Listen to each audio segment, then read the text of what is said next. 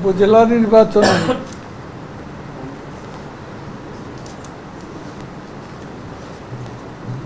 প্রার্থিতার ব্যাপারে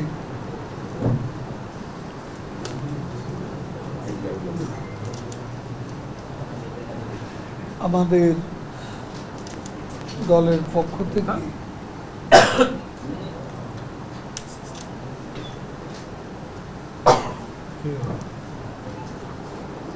যে বিষয়টি আমরা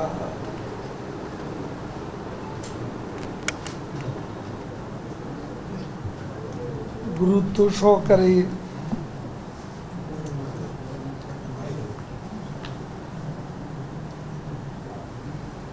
ঘোষণা দিয়েছি, সেটা আমাদের পার্টির যারা মন্ত্রী এমপি এই পর্যায়ে একটা নির্দেশনা দেওয়া হয়েছে তাদের নিকটাত্মীয় এবং সন্তান সন্ততির ব্যাপারে। এখানে একটা বিষয় হলো, এর মধ্যে কিন্তু প্রথম পর্যায়ে প্রার্থিতা প্রত্যাহারের সময় পেরিয়ে গেছে।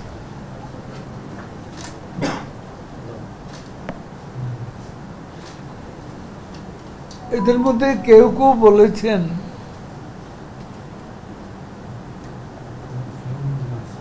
যে আমরা বিষয়টি আরো আগে অবহিত হলে সিদ্ধান্ত নিতে আমাদের সুবিধা হবে। তারপরও প্রত্যাহার কেউ কেউ করেছে, কেউ কেউ করেননি। প্রত্যাহার আনুষ্ঠানিকভাবে নির্বাচন কমিশনে যে সময়সীমা, তারপরও কেউ ইচ্ছে করলে প্রত্যাহার করতে পারে। কাজে এই বিষয়টি চূড়ান্ত বলে মনে করতে ইলেকশন পর্যন্ত আমাদের অপেক্ষা করতে হবে। আর এ ব্যাপারে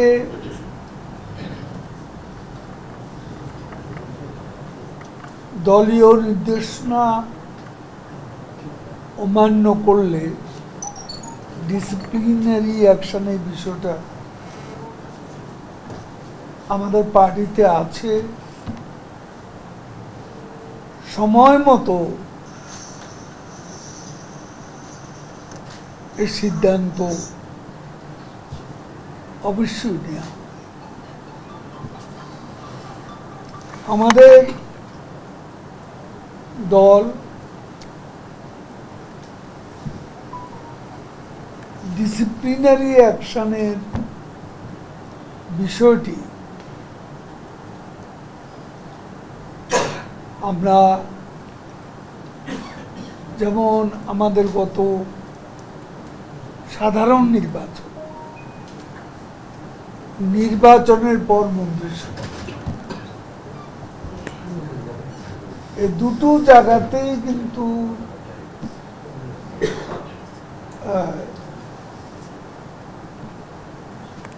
অনেকেই এমপি হন নেই, অনেকেই মন্ত্রী।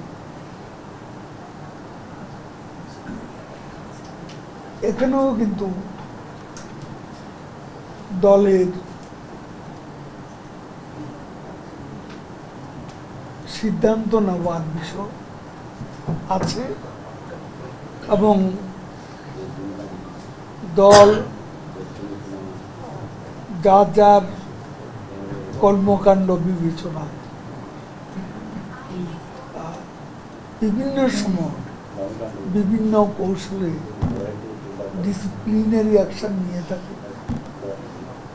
কাজে সময় মতো এখনো শেষ পর্যন্ত চূড়ান্ত পর্যায়ে প্রত্যাহার যারা করবে না সে ব্যাপারেও আমাদের পার্টির সিদ্ধান্ত। এখন ইলেকশন হয়ে গেছে, ইলেকশন যারা বয়কট করেছে তারা ইলেকশন করতে দেবে না, সেই স্বপ্ন মাঠে মারা গেছে। ইলেকশনের পর তারা সরকার গঠন করতে পারবে না, 5 দিনের মধ্যে সরকার পড়ে যাবে, এমন দুঃস্বপ্ন তারা দেখেছে। আপনি যে বক্তব্যটা বলছেন, আপনি বলেন এই সিটিতে বিএনপি এবং আমরা একই দিন কত সমাবেশ করেছি। আপনি আমার কাছে চাইবেন একটা রাজনৈতিক দল হিসাবে আমি পাল্টাপাল্টি মারামারি করতে যাচ্ছি, তাদের সমাবেশে আমরা কোনো হামলা চালিয়েছি সরকারি দল, তাহলে অসুবিধা কি? আমরা কোনো বাধা দিয়েছি? আমাদের সমাবেশ আমরা করছি, তাদের সমাবেশ তারা করেছে। নির্বাচনের আগে দৃশ্যপট হচ্ছে এটা। আজকে হ্যাঁ আমরা মনেই করতে পারি বিএনপি একতরফা কোনো সমাবেশ করতে গেলে তারা ওখানে অগ্নিসন্ত্রাস সন্ত্রাসের বিষয়টি এসে যায়। জনগণের জানমালের গ্যারেন্টিটা, সম্পদ রক্ষা, সেখানে আমাদেরও সরকারি দল হিসেবে একটা দায়িত্ব আছে। তারা আমরা মাঠে থাকলে তারা অগ্নিসন্ত্রাস সন্ত্রাস করার বিষয়ে একটা বাধা তারা মানসিকভাবে পাবে, এবং সে কারণে আমরা এটা করি। আমরা শান্তি উন্নয়ন সমাবেশ করছি, তারা তো গণ অভ্যুত্থান বিক্ষোভ অনেক কিছু করেছে। আমি শুধু আবারও বলতে চাই, ঢাকায় কি কখনো কোনো প্রকার পাল্টাপাল্টি দুই দলের মধ্যে কোনো সংঘাত হয়েছে? এত শান্তিপূর্ণ পরিবেশ, আমরা শান্তি সমাবেশে শান্তি আমরা বজাই। কারণ আপনার একটা গণ আন্দোলন গণ অভ্যুত্থান করতে জনগণের সম্পৃক্ততার প্রয়োজন, কিন্তু আপনি কোথাও আগুন সন্ত্রাস, বাসে আগুন দেবেন, ট্রেনে আগুন দেবেন, বিদ্যুৎ কেন্দ্রে আগুন দেবেন, এটা তো বেশি লোকের দরকার। এটা তো চোরাগুপ্ত হামলা। তো এখন এই চোরাগুপ্ত হামলা এর বিরুদ্ধে আমাদেরও জনগণের স্বার্থে আমাদেরও কর্মসূচি থাকা প্রয়োজন মনে করি, এবং সেই কর্মসূচি আমরা শান্তিপূর্ণভাবে করি। আমি তো বললাম সময় মতো ব্যবস্থা দিব, কথা বলার তো সেটা আমাদের উপর ছেড়ে দিন।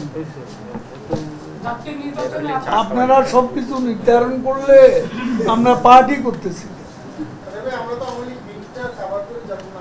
বিট করে আমলিক করেন, এর কোনো গ্যারান্টি? বিট অনেকেই করে।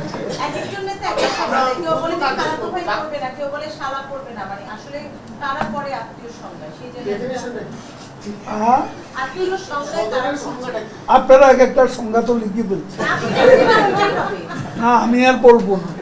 আমাদেরটা আমাদের কাছে, আমাদেরটা আমাদের কাছে আছে, আমাদের কাছে।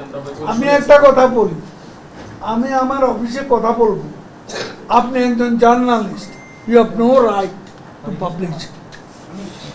আমি আমার দলের অফিসে আমার কর্মী কলিগের সাথে আলাপ করব, এই কনভারসেশন কেন পথে আবার এটা নিয়ে আপনি প্রশ্ন করেন? Don't do it please.